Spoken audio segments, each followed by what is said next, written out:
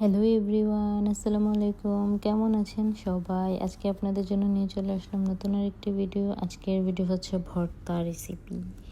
তো এই তো আমি এখানে ফার্স্টে চিংড়ি মাছগুলো বেছে নিয়েছি, বেছে ভালোভাবে ক্লিন করে নিয়েছি। তারপর এখানে পেঁয়াজ আর রসুন আমি একটু তেলে ভেজে নিয়েছি, ভালো করে আমি ভেজে নিয়েছি। তারপরে ভালোভাবে ভাজতে হবে, রসুনগুলো যাতে ভিতরে একদম নরম নরম হয়ে যায় এরকমভাবেই ভাজতে হবে। তারপরে এখানে আমি চিংড়ি মাছগুলোকে একটু হলুদ লবণ দিয়ে মাখিয়ে নিচ্ছিলাম। তারপরে এটাও আমি তেলে এখন ভাজবো। এই তো চিংড়ি মাছগুলো অনেক ছিটতেছিল, যেহেতু ওগুলো আমি সব বের করে দিয়েছি, একদম মগজ টগজ কিছুই ছিল না ভেতরে। তো এগুলোকে একটু ভালো করে ভেজে নিতে হবে।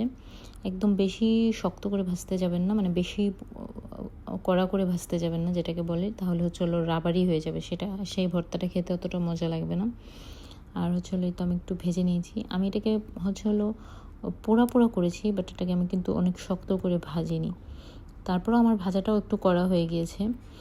তারপরে যাই হোক, এখন আমি রসুনগুলোকে ভালোভাবে হাত দিয়ে একটু ম্যাশ করে নিচ্ছিলাম। পেঁয়াজ আর রসুনগুলোকে একটু গরম থাকা অবস্থায় করতে হবে। আর আমি এগুলো শুকনো মরিচ একসাথে ব্লেন্ডার করে রেখেছিলাম, সেটাই এখানে ব্যবহার করছিলাম, যেহেতু অনেক রাত হয়ে গেছে।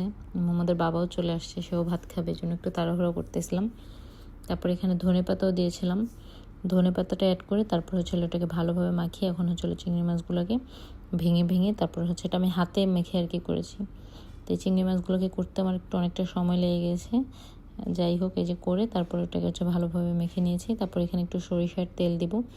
আপনারা তো যদি বাংলাদেশে থাকেন, বাংলাদেশের সরিষার তেলটা অনেক ভালো, বাট আমি এখানে যে সরিষার তেলটাই কিনি না কেন অত ভালো পড়ে না, ভর্তাগুলোতে দিলে তেমন একটা টেস্ট লাগে না আসলে।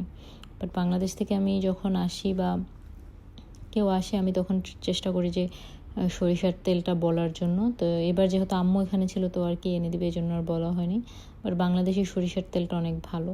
তো এই তো এটা আমার ভর্তার ফাইনাল লুক। এটা চিংড়ি মাছের ভর্তা, যেটা হাতে মাখানো।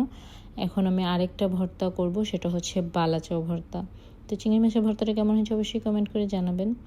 তো বালাচার জন্য আমি ওই যে পেঁয়াজ মরিচ একসাথেই ভেজে নিয়েছিলাম, পেঁয়াজ আর রসুন সরি। তারপর বালাচাওগুলোকে একদম ভালোভাবে একটু গুঁড়ো গুঁড়ো করে নিয়েছিলাম, মানে ওই যে শিল পাটার মধ্যে নিয়ে পাটা দিয়ে একটু ভালো করে এটাকে গুঁড়ো গুঁড়ো করে নিয়েছিলাম।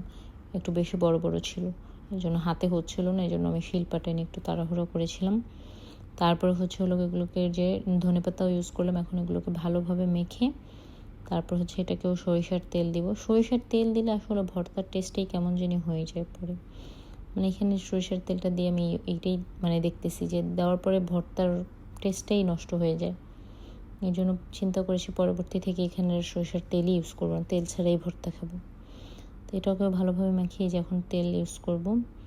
তেলটা রাঁধুনির দেখায়, কিন্তু দেশের সরিষার তেল কত টেস্ট লাগে। এখানে সরিষার তেল কেমন যেন, মানে দিলেই কেমন যেন একটা, মানে ফ্লেভারটাই পুরো চেঞ্জ হয়ে যায়, এরকম কোনো কিছুতে দিয়েই আমি মজা পাই না। তো এই যে আমার 2 রকমের ভর্তা, একটা বালাচাও আর একটা হাতে মাখানো চিংড়ি মাছের ভর্তা। আমার সবচেয়ে ফেভারিট হাতে মাখানো চিংড়ি মাছের ভর্তা। এটা আপনারাও করে দেখতে পারেন, আমার কাছে অনেক ভালো লাগে। আমার যখন কোনো কিছু খেতে ইচ্ছা না করে, তখন আমি যে হাতে মাখানো চিংড়ি মাছের ভর্তাটাই খাই। তো তাড়াতাড়ি করে প্লেটে এখন গরম ভাত নিয়ে নিলাম। তারপরে চিংড়ি মাছের ভর্তা, বালাচাও ভর্তা।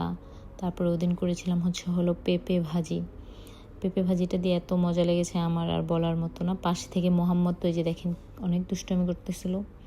তারপরে এই তো খাওয়া স্টার্ট করে দিয়েছি, মেখে আর লোভ সামলাতে পারতেছিলাম না।